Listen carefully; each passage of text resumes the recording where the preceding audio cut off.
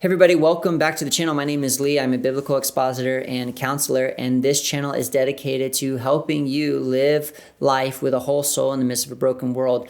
I believe that the abundant life that Jesus made provisions for is available to you and I, not just in the life to come, but in this life now. That's mentally, emotionally, relationally, bodily, and spiritually.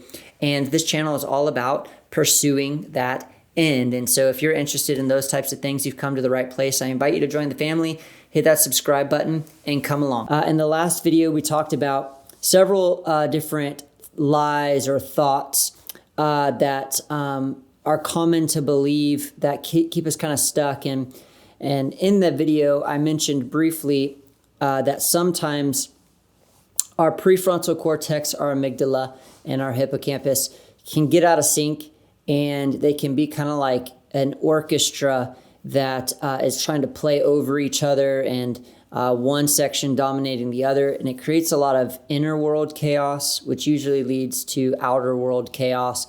And the question came up in the comments of how do we reintegrate those parts of the brain?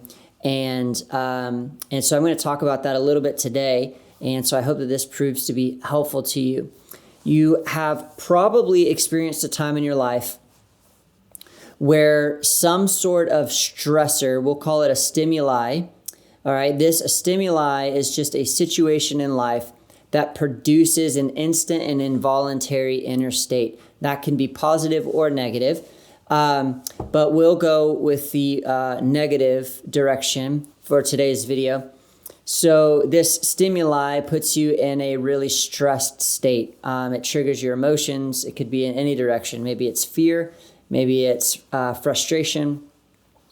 And what ends up happening is we then, out of that internal state, end up making choices. Okay, whether that's a tone of voice, a vocabulary, a physical action, whatever it is, we end up making a choice that we implicitly believe is going to relieve the inner pressure that has just built up within us. That is a reflection of habit, it's a reflection of character, and it's a reflection of learned behavior or solutions somewhere in life. A lot of times it may come from early childhood, where we developed a way of coping with danger to protect us when maybe our caretakers didn't do a good job. And so it could be a trauma response or an attachment, insecure attachment relating to those things. And we don't even have to think about them. We kind of just impulsively do them because our brain believes and has sort of learned that this is how I'm going to relieve the pressure. The problem is many a times those choices are usually not good. So you may end up getting stressed. Maybe if you have young children, this happens a lot. The child has a way of creating stress. Maybe you're overwhelmed. Maybe they do something that you sort of become hypervigilant about because you're worried that they might hurt themselves or break something. And so it creates an instant spike of that stress or pressure. And so maybe you yell or elevate your tone of voice or something of that nature. And it's just sort of impulsive. But it's not really helpful. We probably should have responded to our child with gentleness, calmness, and composure. And so after that event happens, you kind of go down this spiral where you beat yourself up because now you're like, why did I behave that way? That's not even who I am or what I represent or what I want. And I ruined a relationship, or I hurt somebody or upset somebody, or, and then you kind of just beat yourself up. And so this begins to spiral downhill. You've probably all have recognized this at some point in life, and you're probably wondering, how do we stop that from happening? And what you're experiencing here is a dysregulation between that prefrontal cortex, the amygdala, and the hippocampus. They're all at play here, but you end up making these decisions with your prefrontal cortex up here towards the front end of the brain, partially offline, okay? So we're going to take a look at the brain here. I want to begin by pulling this open And we're going to take a look at a couple of the parts of the brain that are in focus in today's video, okay? So let's look at the amygdala first. This is a very interesting part of the brain. It's a very small almond-sized area of the brain, all right? So let me zoom out just a bit here, and you can see the totality of the brain, all right? You've got the front here. So underneath at the bottom, you're going to go down and kind of pull the brain apart just a little bit here so we can kind of just see clearly where it's at, and then we'll zoom in. All right, this is your amygdala right here. Fascinating little area of our brain. This bad boy is the alarm system of the brain. It's kind of like the smoke alarm, if you will. And so a lot of times people with OCD and different things such as this, we have a smoke alarm that's overactive, or an alarm going off in our brain that is louder. It's going off when there's no real danger. We have trouble getting it to kind of shut down. It's kind of like when you have a fire alarm in the ceiling that the battery's dying and it just kind of keeps going off, and you're like, well, there's no real issue here, but the thing won't be quiet. And so this is that. So fear, your intense emotions really begin to come out with the amygdala. That's the role of the amygdala. It kind of turns the saturation up on the colors of the world, colors being the emotions. All right. And we want to get the amygdala regulated. Period, point, end of sentence. We need to focus our attention on regulating the amygdala and becoming healthy in life in general. But depending on your background and life experiences, there could be a whole bunch of nuances and complexities to doing that. Even your physical shape, right? Like your diet and nutrient intake, your exercise, things like that. You really need to be working with a set of professionals to kind of assess where you presently are at, and they can help you create a plan for creating a sense of regularity here. Okay, but anyway, what's happening in these moments is our amygdala and our hippocampus are taking charge. Now, let's look at the hippocampus, and I'll show you what's going on here, all right? So the hippocampus is a really interesting area, not far off from the amygdala, all right? You can see they're right here, they're neighbors next door. And this particular part of the brain controls memory. Controls might not be the most appropriate word here. It has a lot to do with memory. But the amygdala and the hippocampus work together because the amygdala assigns and attaches emotions to memories. All right. And so what's happening in these different stressful moments of life, the reason a stimuli is stressful to you and it might not be to me is because of the amygdala and the hippocampus assigning emotional meaning to a situation. So when we say we got triggered by something, that's the amygdala and the hippocampus in many cases working together because a situation has emotional meaning to it. The memory and the emotion have been attached, and there's something that happens that triggers a memory with the emotion attached, and it creates an inner state where our body, the alarm system may be going off. But it can also work in the positive. Nostalgia would, in my mind, sort of be an example of this in a positive direction where a memory is provoked with a positive emotion attached to it. Okay, and so in these moments where we are triggered and we start to kind of act and behave, okay, the amygdala and the hippocampus are firing off, putting our brain in a instant and involuntary state. And then depending on how we've learned to handle those situations in the past or similar situations in the past, we begin to sort of act impulsively because the prefrontal cortex goes halfway offline. Now, the prefrontal cortex, let's take a look at that real quickly. Okay, so this is a huge part of your brain comparatively to where we were just at down here underneath, very small part of the brain. We are now moving up here to the frontal lobe, and the prefrontal cortex makes up a large percentage of that. The prefrontal cortex is where the decisions are made, okay? It's where wisdom is housed. And so what we want to do is we want to move from being triggered by a stimuli, okay, and then reacting out of behaviors we might have learned. Again, let me give you an example. Early in childhood, we may have been put in a situation that our hippocampus and our amygdala have assigned a memory and a particular emotion of danger to. And when we were young, we learned how to survive or protect ourselves. And we've done that for so long. In adulthood now, that has become actually a maladaptive behavior that's sort of impulsive. Raising our voice or using a certain tone. We have learned to handle the internal pressure by doing that.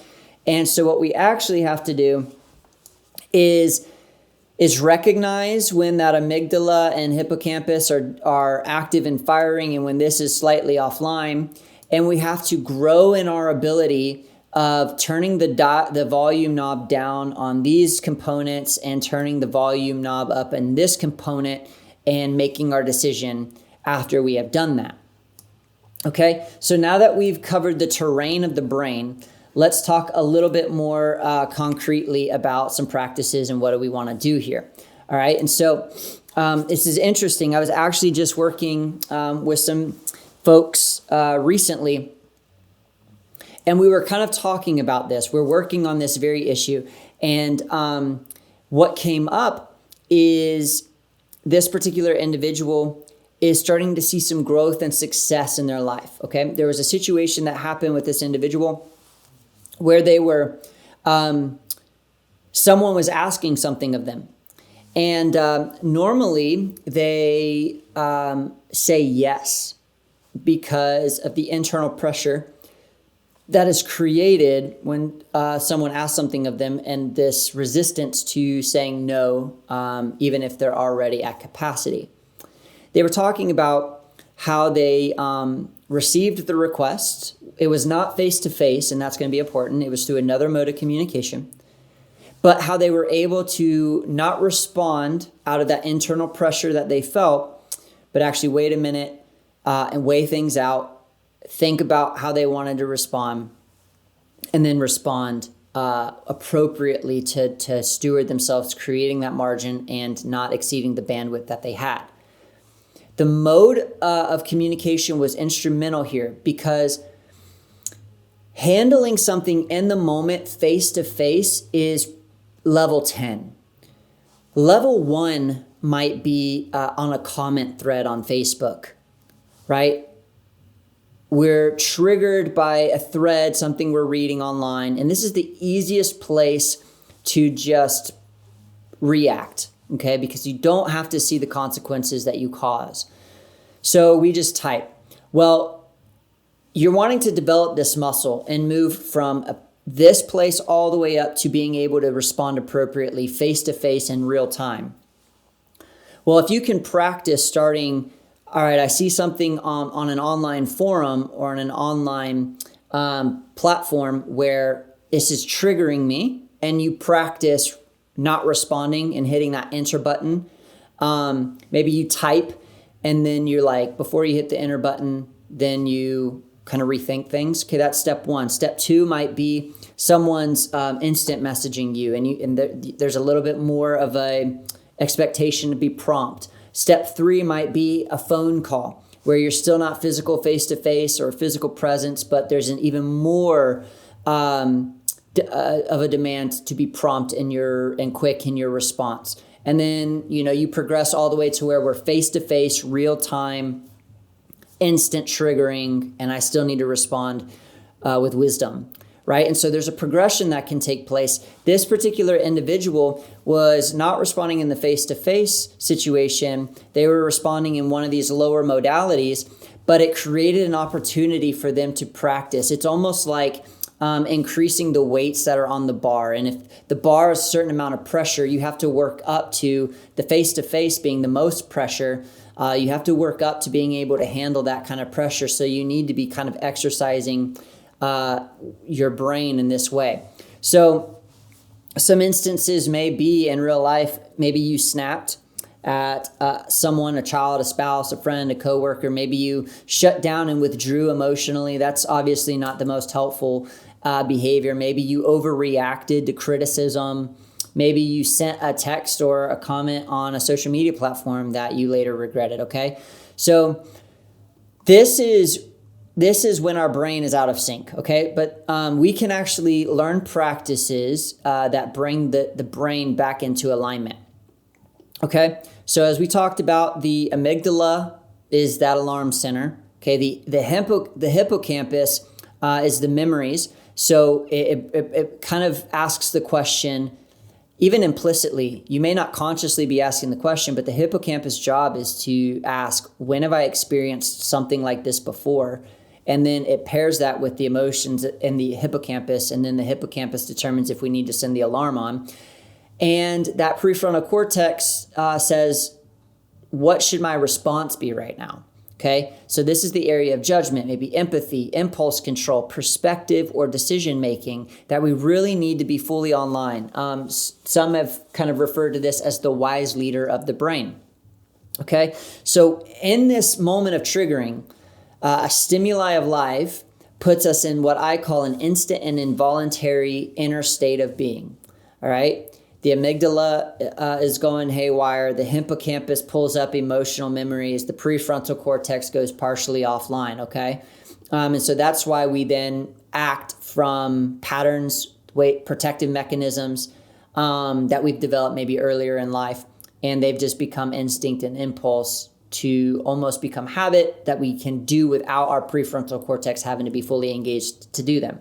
All right. So the goal we have is to actually integrate all of these parts of the brain. We don't want to shut them off. That's important to know because the amygdala is very important. We need the amygdala. We need that alarm system, the hippocampus equally. What we want to do is not let the amygdala and the hippocampus drive the car. All right. But we need their influence. We need the data they provide, but we don't want to let them drive the car without the prefrontal cortex working. And so some ways that we can kind of resynchronize them in the midst of these moments. One is, you may have heard this, it's called the reset practice, okay? So reset is an acronym. R stands for regulate the body. Regulate the body, all right? So we want to start by staying calm here. Taking slow breaths in a moment like this. First, if you can just recognize and be aware in this state of being triggered or overwhelmed or that internal pressure is built up, that's huge. Just being able to be aware. And then you say, hey, let's not make any decisions while I'm in this state. That awareness is huge. And then you can begin with some of these practices. So regulate the body. We're taking our slow breaths. We're going to inhale for a moment. We're going to exhale a little longer than we inhaled. And we're going to repeat this 4 or 5 times, okay? And then what we're going to do from here as our body begins to calm, we're going to move to the E, all right? That amygdala should have begun slightly calming down here. And we're going to engage awareness, not necessarily the awareness I mentioned earlier, but we're going to begin to name things. We're going to begin to name, I feel what? Anxious. I feel angry. I feel rejected. I feel afraid. All right. My encouragement to you is don't stop at anger, because anger is usually a byproduct of something deeper. Okay. So usually, for instance, we're angry because we're threatened. Our threatened says we're scared of something. All right. And so we want to actually get anxious, rejected. And then once we've named it, you can even go a little further and think about why. Okay. Why? Why am I anxious? Well, this is why I'm anxious. Well, is that an irrational fear? Do I need to be worried about that? Because my body is probably just doing what it was programmed to do earlier in life. And while maybe I was unsafe then, am I really now in the presence of my spouse? No, probably not. And so you've probably heard the phrase, name it to tame it. Now, you're probably thinking, Lee, how am I going to do these things in the middle of an interaction with someone? This is a lot to do. And that's a very good question. When at all possible, I encourage you to put a pin in it. All right. It's very responsible and very valid for someone to say, hey, I feel myself being stressed and overstimulated. I need 5 minutes. Let me re-regulate, and then I'd like to respond. Now, that's not always a possibility. And when you're in those situations where that's not a possibility, that's what I was going back to earlier with the weight on the bar is very, very heavy in those moments. And you don't want to wait till you get in those moments to start practicing and becoming aware of some of this stuff. You want to practice in these lighter rep moments so that you're developing the strength to be able to handle it in those heavier weight moments, okay? Because there are some moments where we're not afforded that. Anyway, moving on to the S. All right, so RESS, search the memory, okay? So if we have the opportunity, we want to become a little bit more mindful and ask, what does this moment remind me of? There's many, many times where something in the present that is an anthill might remind you implicitly of Mount Everest that you had to climb 30 years ago or when you were a child or something of that nature. And that implicit memory of Mount Everest is being imposed upon the anthill that's being presented to you presently. And you need to stop and think, hey, well, my body is being reminded of this Mount Everest back here, and this is an anthill. I don't need to, face that. Maybe it was a past rejection or a childhood trauma or criticism, a previous pain at some point, okay? And so this S engages the hippocampus, okay? We're going to move to another E here, and that is evaluate with wisdom, right? Evaluate and begin engaging that prefrontal cortex and bringing that fully online here. So questions you may ask here, what is actually happening right now? Okay. My emotions might be lying to me. Okay. And your emotions are there to serve you, right? So they're trying to protect you from what they've learned and how they've been molded through time. And you now need to evaluate and say, hey, what's actually happening right now? And is it actually on par with what my body is feeling? Okay. Is this moment truly dangerous? But my favorite question is, what response would reflect the person I want to be? What person do you want to be? Not when life is going good and when life is easy, but when life is hard and challenging. Peter writes, and I always forget if it's in 1st or 2nd Peter, but he questions the community he's writing to and says, what type of people ought you to be in light of the fact that Judgment Day is coming? And I think this is such an important question to ask. What type of person ought you to be? And do you have a vision for the type of person you can be in Christ? If you don't have a vision of who you want to be, not just in the good times of life, but in these specifically difficult times of life, if you don't have that vision going into the hard times, those triggering moments, you don't really stand a chance to model that and practice becoming that. So you need to spend time now envisioning who you want to be in these hard triggering times so that you can actually display and put that person on display in those times. So what response would reflect the person I want to be? This is E, evaluate with wisdom and engaging that prefrontal cortex, okay? And then T, take wise action, right? Make a wise choice here. So maybe you're going to pause and think twice before you speak. Maybe you're going to begin asking clarifying questions or respond calmly.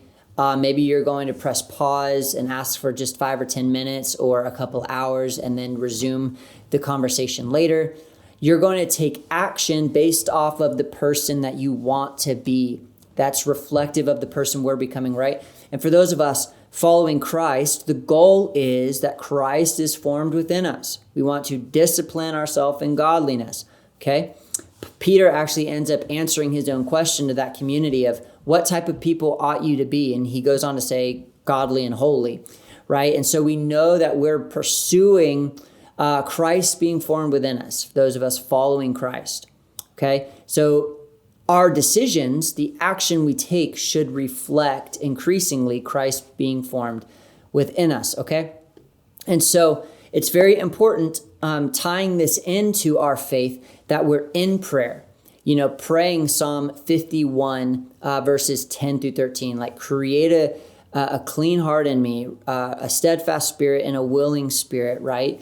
Don't remove your presence and your Holy Spirit from me, because we're fully dependent on his Spirit to empower us and enable us to grow and to look more like Christ in these moments. So prayer, slowing down, being in our word, and practicing hearing from the Holy Spirit and obeying when he convicts us, okay? So I hope these are some steps that you can take to begin practicing. Now, this reset is quite a in-depth and layered practice. I mentioned earlier, it's going to be very hard to apply the reset practice in the heat of a moment when you're in real time. So you want to be practicing this reset in easier moments. Remember the kind of that spectrum I used earlier, where typing out a response on email or on a social media platform and responding to people. Are you able to employ the reset in those moments and begin developing a character that sort of I'll say it this way, all of those behaviors that formed and sort of become impulsive when we get triggered, you can retrain that and have new impulses. And those impulses can reflect the character that you want to reflect as you're being formed in Christ.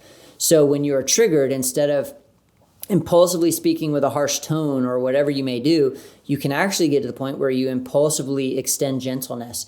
You impulsively extend kindness. You impulsively extend a moment of silence to think and reflect. But you don't impulsively act in manners that are not helpful or maladaptive. Okay, and so you can begin retraining, but you probably shouldn't start by trying to practice in a Super Bowl game, something at that level. You should probably start by practicing in a smaller, less pressured environment. And that's kind of why I pulled out some of those examples, right? From the Facebook or social media post to the instant message to the phone call to the real-time situation, okay? And so you're going to pause, listen, reflect, and respond with wisdom. And you'll get quicker at doing this, okay? And so I believe that through the Spirit of God, we can increasingly grow and progress into people who reflect godliness, wisdom, and ultimately love, and all that love characterizes, okay? So I hope that this has been a helpful video and kind of learning the roles of those three areas that can sometimes become incongruent, and developing a practice.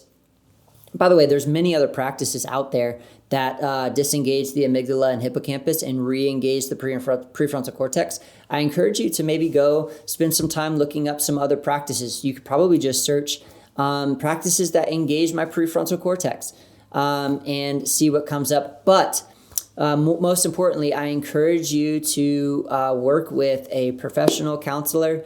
You can even work with a pastoral counselor who's properly trained and credentialed. But I encourage you not to do this alone and to seek wise counsel in these areas. And then also to consider, as I mentioned at the beginning of the video, maybe that's a nutritional doctor of some kind. Maybe it's your family practitioner. Maybe it's a fitness instructor, right? We want to take kind of like a holistic approach. So making sure we're healthy in our body as well as our mind and in our spirits. And taking that holistic approach is going to set us up for success. So I hope that this has been helpful and just providing some understanding of what's going on in the brain, but also providing just one or two practical things we can practice that begins to kind of retrain and transform our minds. And so let me know in the comments below if this has been helpful to you. Share it with a friend if you think it will help them. But as always, praying for you. And until next time, God bless you guys.